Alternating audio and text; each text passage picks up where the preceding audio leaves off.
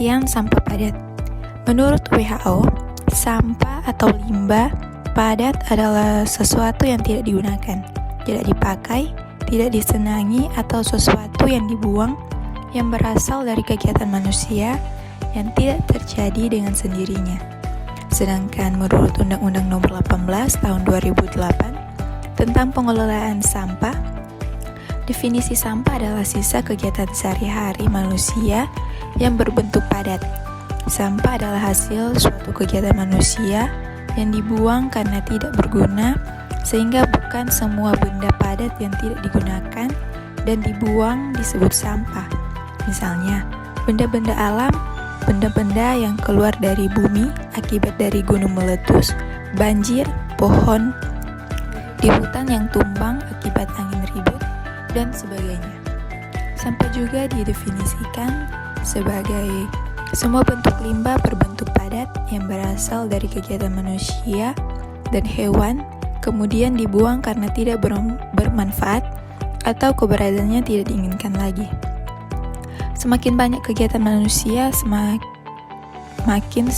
pula sampah atau barang sisa dihasilkan. Menyatakan bahwa kualitas dan kuantitas sampah sangat dipengaruhi oleh berbagai kegiatan dan taraf hidup masyarakat. Faktor penting yang mempengaruhi sampah antara lain: A. Jumlah penduduk. Semakin banyak penduduk, maka semakin banyak pula sampah yang dihasilkan oleh penduduk tersebut. Jumlah penduduk bergantung juga pada aktivitas dan kepadatan penduduk. Semakin padat penduduk, sampah semakin menumpuk karena tempat atau ruang untuk menampung sampah kurang. Semakin meningkat aktivitas penduduk, maka sampah yang dihasilkan akan semakin banyak. Misalnya pada aktivitas pembangunan, perdagangan, industri, dan lain-lain. B. Keadaan sosial, ekonomi, dan budaya. Semakin tinggi keadaan sosial ekonomi masyarakat, semakin banyak pula jumlah per kapita sampah yang dibuang tiap harinya. Kualitas sampahnya pun semakin banyak yang bersifat non-organik atau yang tidak mudah membusuk. Hidup, adat istiadat, dan mental masyarakat. C. Kemajuan teknologi. Kemajuan teknologi akan menambah jumlah maupun kualitas sampah, karena pemakaian bahan baku yang semakin beragam, cara pengepakan dan produk manufaktur yang semakin beragam dapat mempengaruhi jumlah dan jenis sampahnya. Dampak sampah. Dampak sampah bagi kesehatan menurut Gilbert DKK, potensi bahaya kesehatan yang dapat ditimbulkan adalah sebagai berikut. Yang pertama, penyakit diare.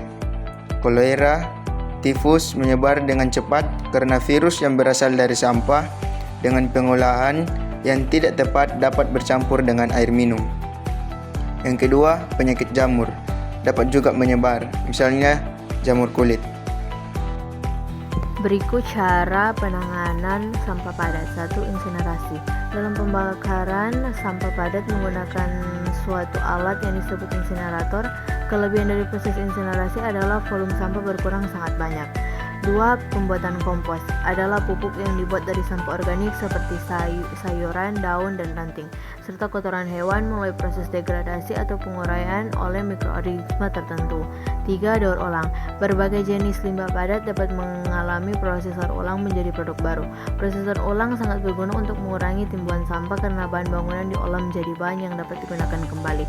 Contoh beberapa jenis limbah yang dapat didaur ulang adalah kertas, kaca, plastik, dan karet. Yang terakhir 4. Pembakaran. Cara mengatasi limbah padat yang terakhir adalah dengan pembakaran.